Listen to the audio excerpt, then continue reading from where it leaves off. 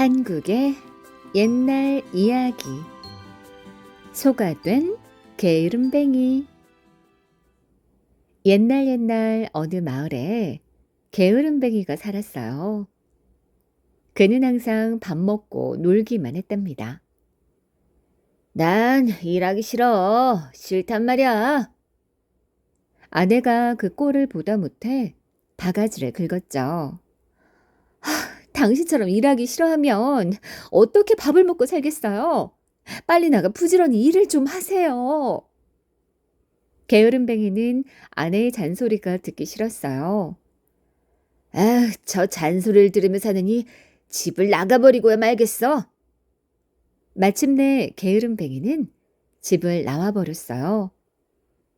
길을 가다 한 노인이 나무를 깎아 탈을 만들고 있는 걸 보았죠. 할아버지, 대체 뭘 만드시는 겁니까? 보면 모르. 소머리 탈을 만들고 있어. 일하기 싫어하는 사람이 이걸 쓰면 아주 좋은 수가 생길 것이오. 그러나 탈을 쓴 후에는 절대 물을 먹지 마시오. 물을 먹으면 죽을 것이오. 그게 정말입니까? 그럼 제가 한번 써보겠습니다. 게으름뱅이는 노인이 만든 소머리 탈을 머리에 썼어요. 탈을 쓴 게으름뱅이는 머리가 답답해서 소리를 질렀죠.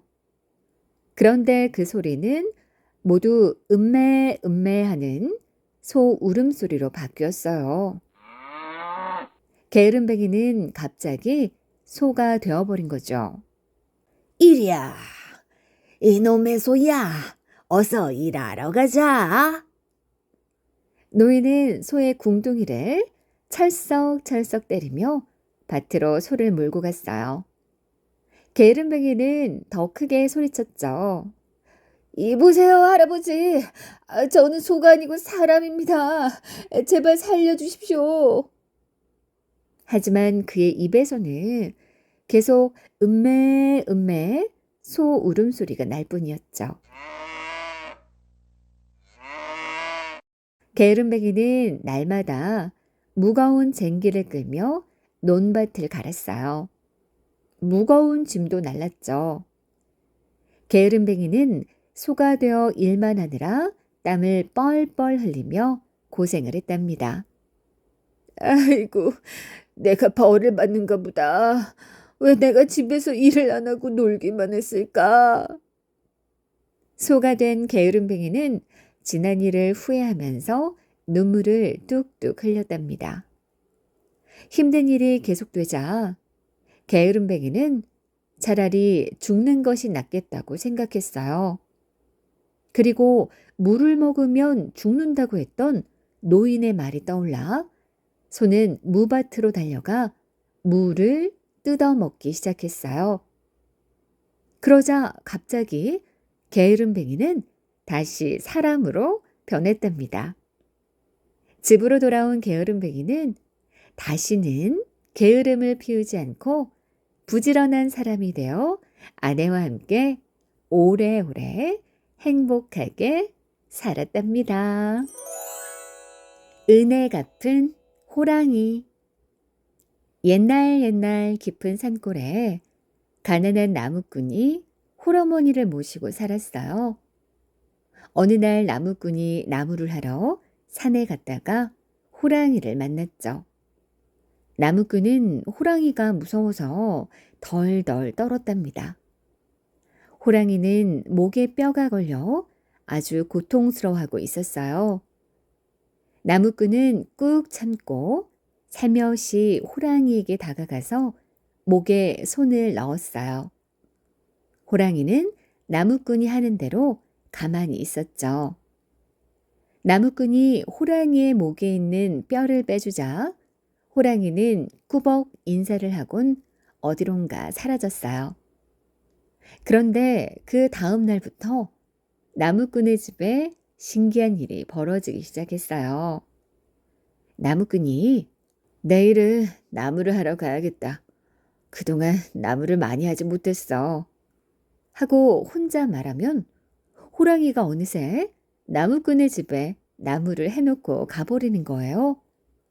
또 어느 날은 어서 나도 장가를 들어야 할 텐데 색시가 없어 걱정이네 했더니 호랑이가 예쁜 색시도 데려다 주었어요. 나무꾼은 호랑이 덕분에 결혼도 하고 아이도 낳고 아주 잘 살게 되었답니다. 나무꾼은 아내가 한양에서 살고 싶다고 해서 온 가족이 모두 한양으로 이사를 가게 되었어요. 한양에는 호랑이가 나타났다는 소문이 들렸죠. 한양 사람들은 호랑이가 무서워 밖에 나갈 수가 없게 되었답니다. 나라에서는 호랑이를 잡는 사람에게 높은 벼슬과 큰 상금을 주겠다고 했지만 아무도 호랑이를 잡는 사람은 없었어요. 그런데 어느 날 밤 나무꾼의 집에 호랑이가 찾아왔어요. 나무꾼은 그 호랑이가 바로 그가 구해준 호랑이라는 것을 알았죠. 호랑이야, 그동안 나를 도와줘서 고마웠단다. 오늘은 어떻게 한양까지 온 것이냐? 혹시 네가 한양 사람들이 무서워한다는 그 호랑이냐? 예, 그렇습니다. 저는 이제 늙어 죽을 때가 되었습니다. 내일 저를 보시거든 화살로 저를 쏘십시오. 하고는 사라졌어요. 다음 날 정말로 나무꾼은 길에서 어슬거리는 호랑이를 만나게 되었죠. 사람들은 모두 무서워서 도망쳤어요. 나무꾼은 차마 호랑이를 죽일 수 없었답니다. 그러나 사람들이 무서워서 벌벌 떠는 것을 보자 호랑이 말대로 화살로 호랑이를 쏘았죠. 나무꾼은 호랑이를 양지 바른 곳에 잘 묻어 주었답니다. 호랑이를 잡게 된 나무꾼은 높은 벼슬과 큰 상금을 받아 가족과 함께 오래오래 행복하게 살았답니다. 한국의 옛날 이야기에는 사람이나 동물이 죽으면 양지 바른 곳에 묻어 주었다는 말이 많이 나와요. 죽어서도 해가 잘 드는 땅에 묻히면 좋은 세상에 가고 그 기가 복을 부른다고 믿기 때문이죠. 이렇게 장소나 방향 등이 인간의 행복에 깊은 관계가 있다고 믿는 것을 풍수지리사상이라고 해요. 무속이나 점을 보는 것과 같은 한국 민간 신앙 중의 하나죠. 풍수는 글자 그대로 바람과 물이지만 풍은 기후와 풍토를, 수는 물에 관한 것을 말한답니다. 풍수지리사상은 한국 사람들의 의식 깊숙이 자리 잡은 민간 신앙이지만 현대 지리학의 관심과 다를 것이 없어요. 현대에도 풍수지리를 고려해 건물을 짓고 묘자리를 보는 경우가 많죠. 아주 좋은 땅이나 장소를 명당이라고도 한답니다. 산을 뒤로 하고 앞으로 물을 바라보는 지형을 배산임수라고 하는데 명당은 대부분 배산임수를 기본으로 하고 있어요. 풍수지리사상은 오래전부터 불교 문화의 영향을 많이 받았어요. 스님들이 풍수의 대가들이어서 한국의 사찰은 대부분 명당 자리에 위치하고 있어요. 세계 문화유산으로 등록된 하회마을과 양동마을도 아주 좋은 명당 자리로 유명한데 그 경관이 아름답답니다. 하회라는 이름은 낙동강이 S자 모양으로 마을을 감싸안고 흐르는 데서 유래되었다고 해요.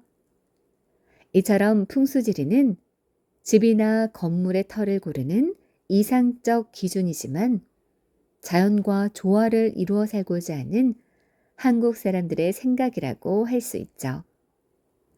현대 일상 속에서도 풍수지리를 이용한 인테리어가 인기를 얻고 있답니다. 가구를 배치하는 것만으로도 집안에 좋은 기운을 만들 수 있다고 해요. 은혜 갚은 까치. 옛날 어느 시골 마을에 영리한 젊은 선비가 살고 있었어요. 이 선비는 공부도 열심히 했지만 화살도 잘 쏘았답니다.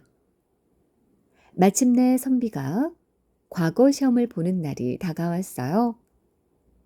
선비는 과거 시험을 보러 한양으로 떠났죠. 한양으로 가면서 길에서 혹시라도 짐승을 만나게 될까봐 활과 화살을 가지고 갔어요. 한양으로 가는 길은 아주 멀었죠. 선비는 하루 종일 걷고 또 걸었어요. 산길을 걷다가 어느새 날이 어두워졌답니다. 그런데 어디선가 갑자기 까치의 울음소리가 들렸어요.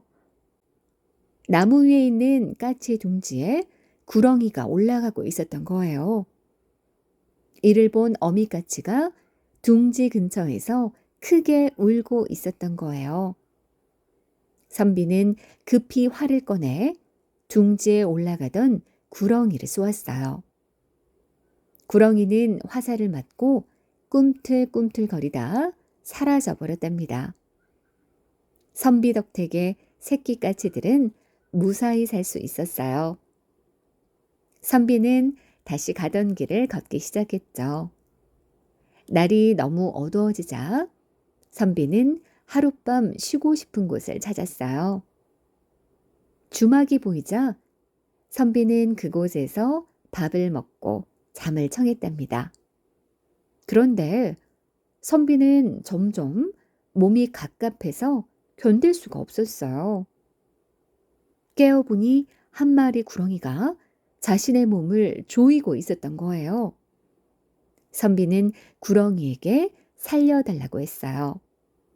구렁이는 네가 낮에 화살로 쏜 구렁이가 바로 내 남편이다. 남편이 죽었으니 너를 죽여 그 원수를 갚아야겠다. 선비는 어린 까치가 불쌍해서 그런 것입니다. 살려주십시오. 하고 간절히 말했어요.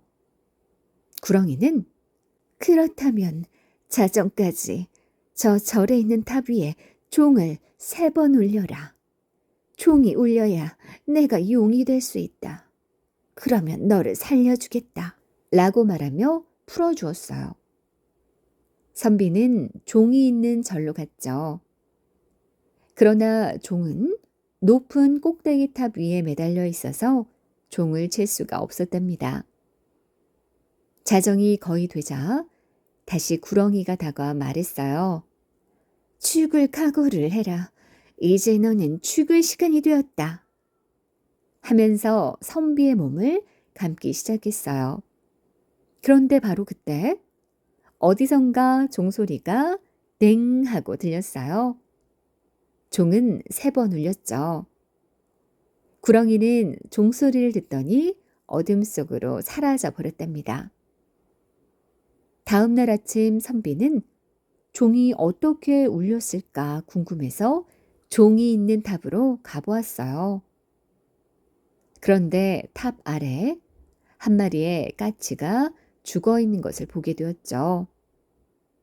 그 까치는 바로 선비가 구해준 어린 까치의 어미였답니다.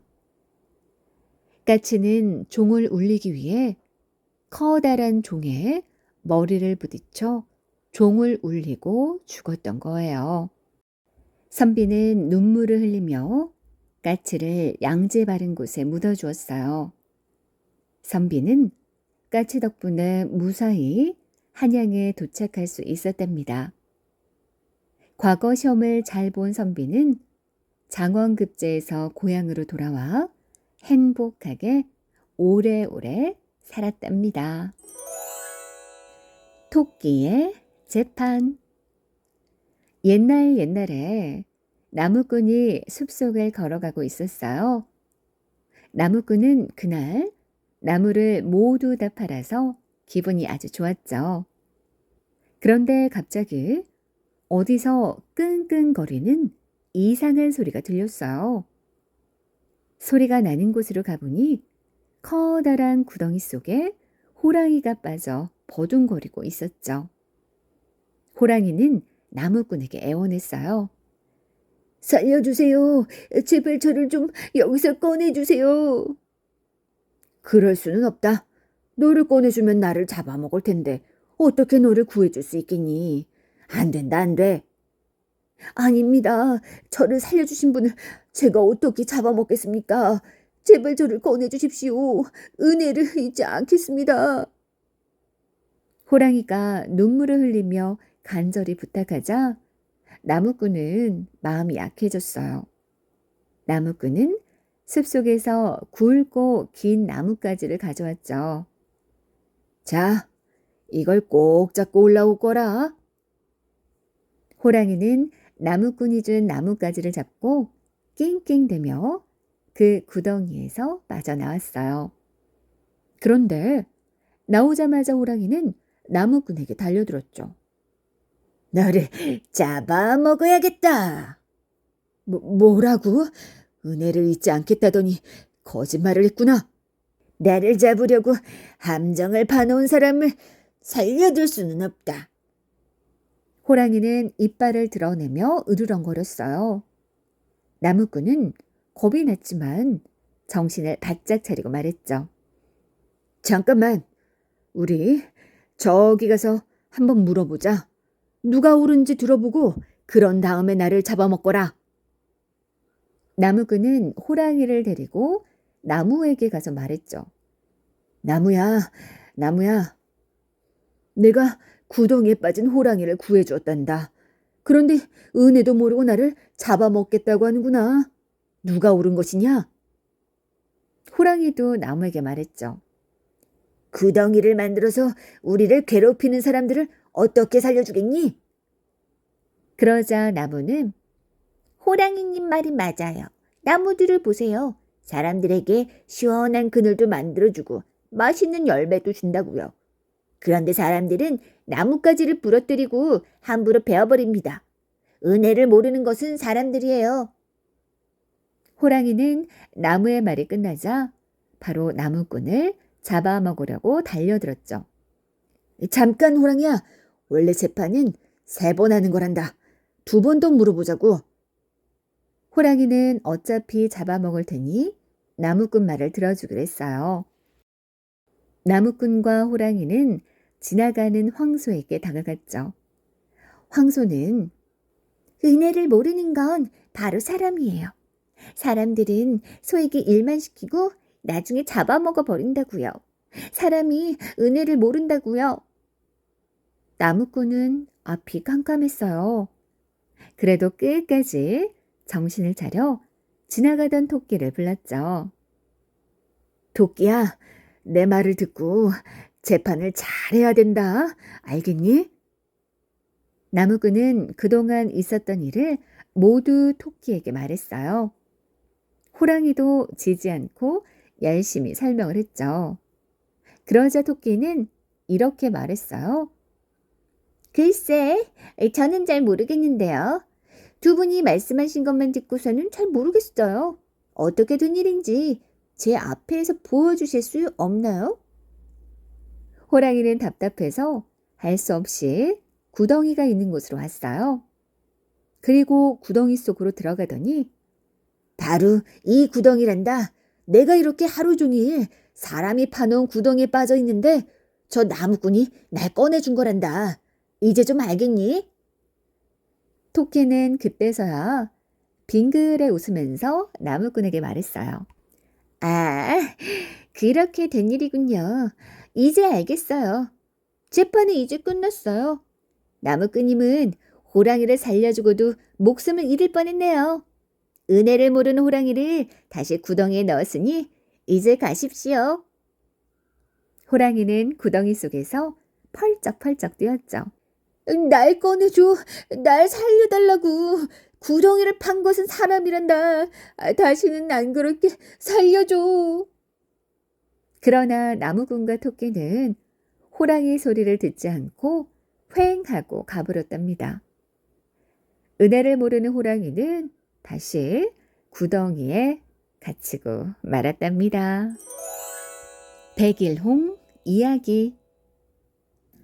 옛날 옛날, 아주 먼 옛날, 어느 바닷가 마을 사람들에게 큰 근심거리가 하나 있었어요.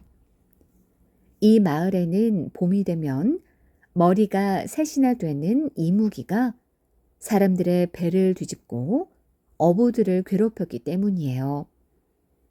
그래서 마을 사람들은 해마다 처녀를 하나씩 뽑아 이무기를 달래기 위해 제물로 바치고 있었답니다. 어느 해 봄날에도 마을 사람들은 또다시 모두 두려움에 떨었어요. 마을 사람들은 김노인의 외동딸 꽃내를 이무기의 제물로 바치기로 했죠. 김노인과 꽃내는 생이별을 해야만 했답니다. 그런데 그때 어디선가 젊고 힘센 장수 하나가 나타났죠. 이무기 때문에 어여쁜 처녀를 바칠 수 없다며 이무기를 죽여버리겠다고 했어요. 장수는 꽃내의 옷으로 갈아입고 제단 위에 대신 올라갔답니다. 그때 머리셋 달린 이무기가 나타났어요. 장수는 칼을 휘둘러 이무기의 머리 하나를 쳤답니다. 이무기는 비틀거리더니 바닷속으로 도망가 버렸어요. 꽃내는 장수 덕분에 목숨을 건졌고 마을에는 평화가 찾아왔어요. 그러나 이무기가 완전히 죽지 않았기 때문에 언제 또다시 올지 불안했어요. 장수는 이무기를 물리치러 바다로 떠나기로 했어요. 떠나면서 장수는 꽃내에게 약속을 했답니다. 이무기를 죽이고 돌아오면 자기와 결혼해 달라고 청혼을 한 거죠. 내 배는 흰 돛을 달고 떠납니다. 흰 돛을 그대로 달고 오면 살아 돌아오는 것이고, 만일 내가 죽는다면 돛이 붉게 변할 것입니다. 반드시 살아서 돌아올 것이니 꼭 기다려 나와 결혼해 주십시오. 이 말을 남기고 장수는 이무기를 물리치러 바다로 떠났어요. 꽃내는 장수가 돌아오는 날까지 매일 하루도 거르지 않고 바닷가가 보이는 산에 올라가 기도를 했어요. 장수는 이무기를 찾아다니다가 드디어 떠난 지 100일째 되던 날 이무기를 발견하고 힘겹게 물리쳤답니다. 그리고 100일 만에 장수는 꽃내에게 돌아가게 되었어요. 드디어 바닷가에 장수의 배가 나타났어요. 꽃내는 가슴이 두근두근 거렸어요. 배를 보려고 산 위로 올라갔죠. 그런데 돛은 붉게 변해 있었어요. 멀리 산 위에서 붉은 돛을 발견한 꽃내는 장수가 죽은 줄 알았던 거죠. 꽃내는 절망한 나머지 바다에 몸을 던져 죽고 말았답니다. 그러나 사실은 장수가 이무기를 죽일 때 이무기의 피가 번져서 돛이 붉게 물든 것이었죠. 장수는 육지에 도착해서 꽃내를 찾았지만 꽃내는 이미 숨을 거둔 뒤였어요.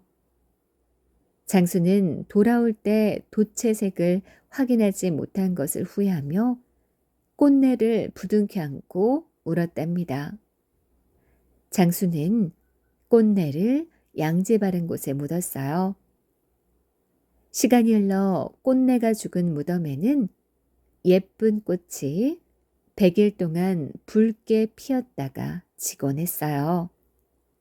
사람들은 이 꽃을 꽃내의 넋이라고 해서 백일홍이라고 부른답니다.